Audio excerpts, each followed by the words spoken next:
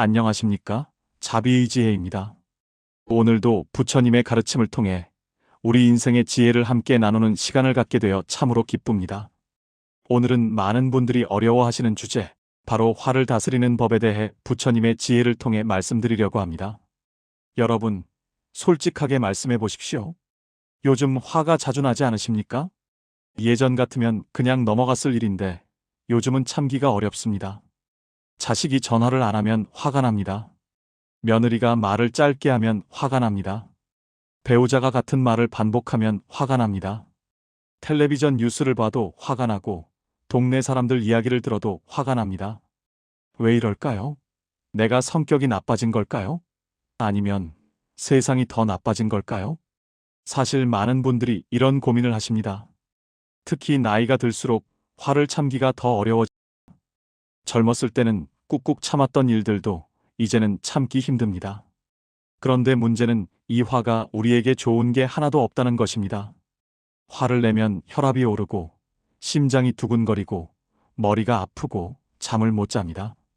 건강을 해칩니다. 뿐만 아니라 관계도 망칩니다. 자식에게 화를 내면 자식이 멀어집니다. 배우자에게 화를 내면 부부 사이가 나빠집니다. 이웃에게 화를 내면 외톨이가 됩니다. 화는 마치 불과 같습니다. 상대방을 태우기 전에 먼저 나 자신을 태웁니다. 화를 품고 사는 것은 뜨거운 숯을 들고 있는 것과 같습니다. 상대방에게 던지려고 하지만 먼저 내 손이 탑니다. 그렇다면 어떻게 해야 할까요? 화를 어떻게 다스려야 할까요? 오늘 이 시간 부처님께서 가르쳐 주신 화를 다스리는 지혜를 함께 나누어 보겠습니다. 이 가르침을 실천하시면 여러분의 남은 인생이 훨씬 더 평화로워질 것입니다. 영상을 계속 보시기 전에 이 채널이 처음이신 분들은 구독 버튼을 눌러주시고 알림 설정까지 해주시면 부처님의 지혜로운 말씀을 계속해서 받아보실 수 있습니다. 그리고 오늘 내용이 도움이 되신다면 좋아요 버튼도 꼭 눌러주세요. 여러분의 작은 관심이 더 많은 분들께 부처님의 가르침을 전하는 큰 힘이 됩니다. 부처님께서는 화에 대해 이렇게 말씀하셨습니다. 화를 품고 사는 것은 독약을 마시고 상대방이 죽기를 바라는 것과 같다. 얼마나 정확한 표현입니까? 우리는 화를 내면서 상대방이 고통받기를 바랍니다. 그런데 실제로는 내가 먼저 고통받습니다. 내 몸이 먼저 아프고 내 마음이 먼저 괴롭습니다.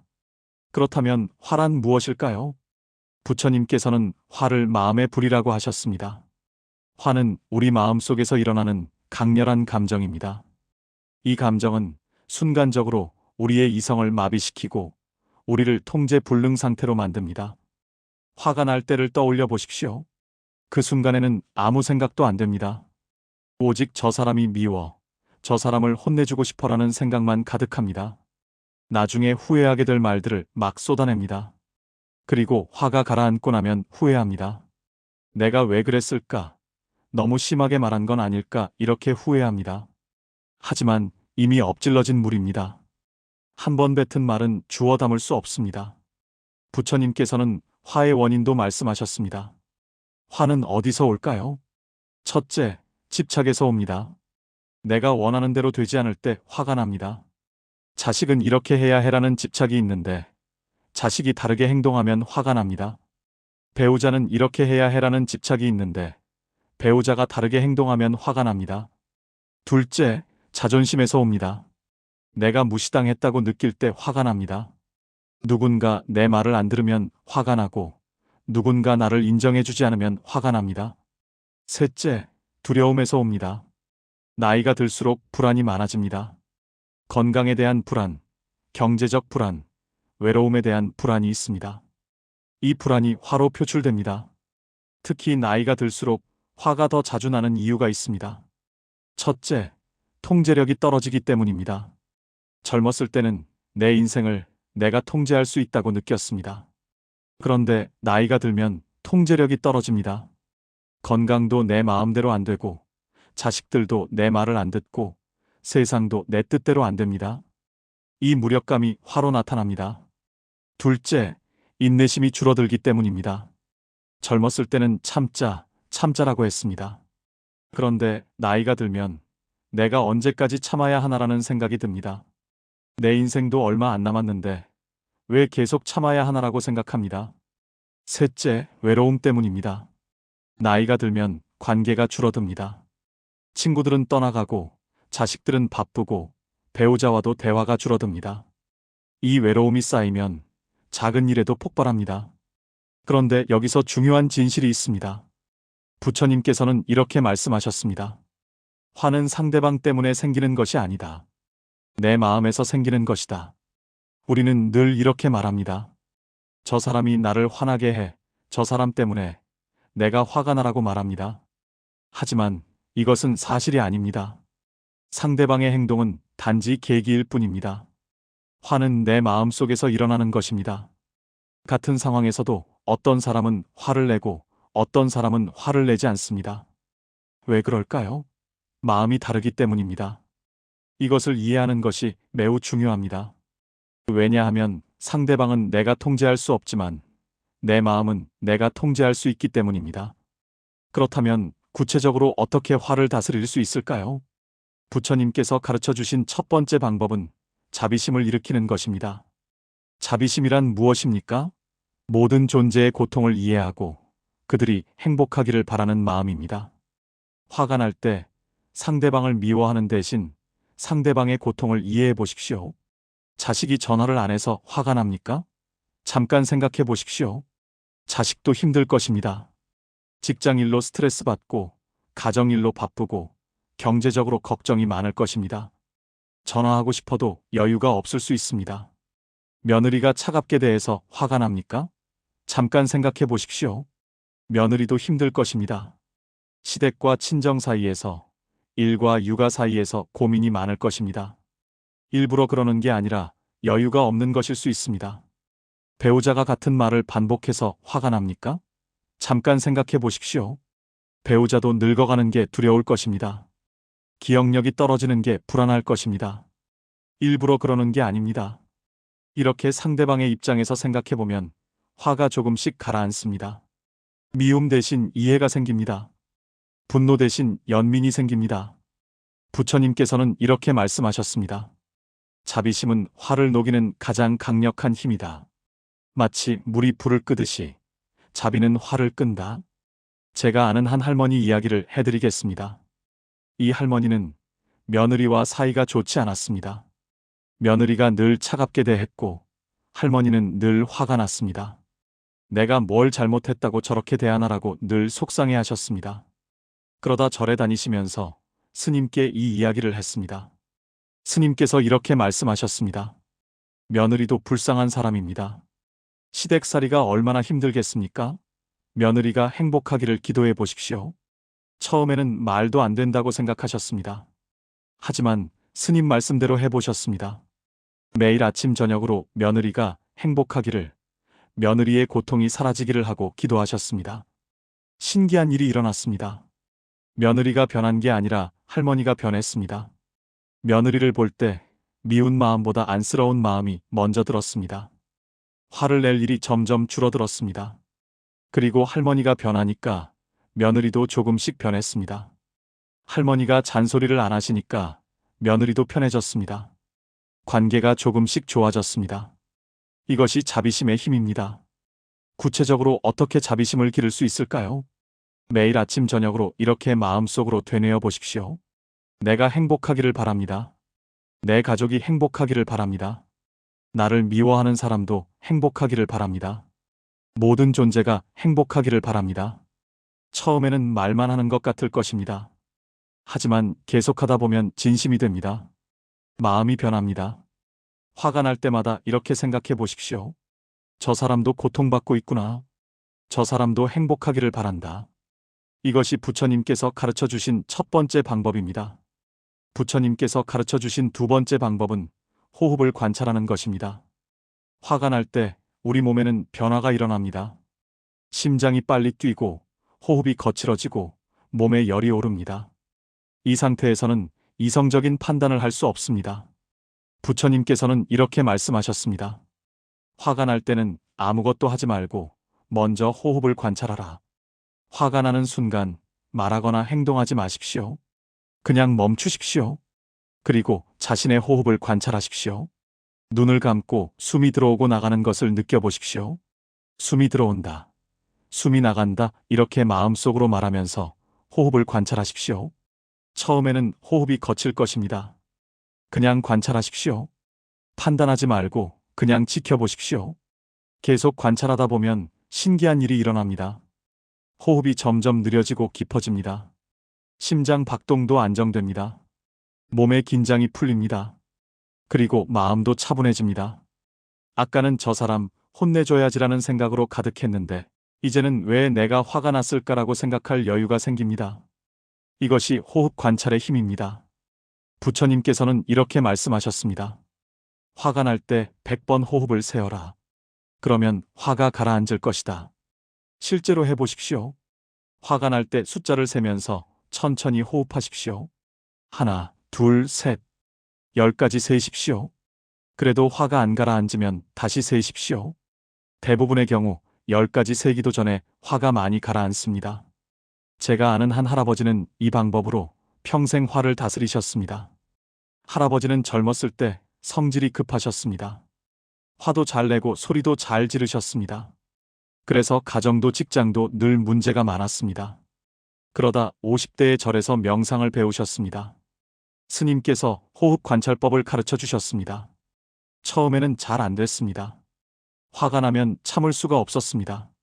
하지만 계속 연습하셨습니다. 화가 날 때마다 잠깐 호흡이라고 생각하고 호흡을 관찰하셨습니다. 몇 달이 지나니까 효과가 나타났습니다.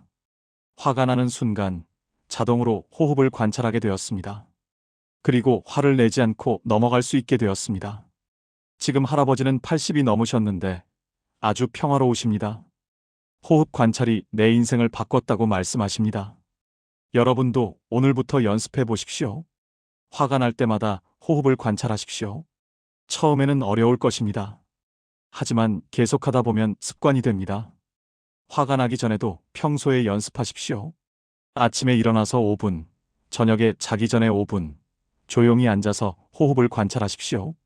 이것이 마음의 근육을 키우는 것입니다. 평소에 연습해두면 실전에서 써먹을 수 있습니다. 부처님께서 가르쳐 주신 세 번째 방법은 무상의 이치를 깨닫는 것입니다. 무상이란 무엇입니까? 모든 것은 변한다는 진리입니다. 영원한 것은 없습니다. 좋은 것도 지나가고 나쁜 것도 지나갑니다. 화가 날 때 이것을 기억하십시오. 이것도 지나간다. 자식이 말을 안 들어서 화가 납니까? 이것도 지나갑니다. 자식도 변할 것이고, 나도 변할 것이고, 상황도 변할 것입니다. 배우자가 이해를 안 해줘서 화가 납니까? 이것도 지나갑니다. 내일은 또 다를 것입니다. 이웃이 험담을 해서 화가 납니까? 이것도 지나갑니다. 사람들은 금방 잊어버립니다. 부처님께서는 이렇게 말씀하셨습니다. 화를 포함한 모든 감정은 구름과 같다. 왔다가 가고 생겼다가 사라진다. 영원한 감정은 없다. 맞습니다. 지금 당장은 화가 치밀어 오르지만 1시간만 지나도 가라앉습니다. 하루만 지나도 내가 왜 그렇게 화를 냈을까 하고 후회합니다. 그렇다면 처음부터 화를 내지 않는 게 낫지 않겠습니까? 더 깊이 생각해 보십시오. 우리 모두 죽습니다. 자식도, 배우자도, 이웃도, 나도 모두 죽습니다. 언젠가는 이별할 것입니다. 그렇다면 남은 시간을 화내며 보내는 게 현명한 일입니까? 아니면 사랑하며 보내는 게 현명한 일입니까? 제가 아는 한 할머니가 계십니다. 평생 남편과 다투며 사셨습니다. 사소한 일로 늘 화를 내고 다투셨습니다. 그러다 남편이 갑자기 쓰러지셨습니다. 병원에 입원하셨고 시한부 판정을 받으셨습니다. 할머니는 그제야 후회하셨습니다. 내가 왜 그렇게 사소한 일로 화를 냈을까? 이제 남은 시간이 얼마 없는데. 다행히 남편이 몇 달을 더 사셨습니다. 할머니는 그 기간 동안 한 번도 화를 내지 않으셨습니다.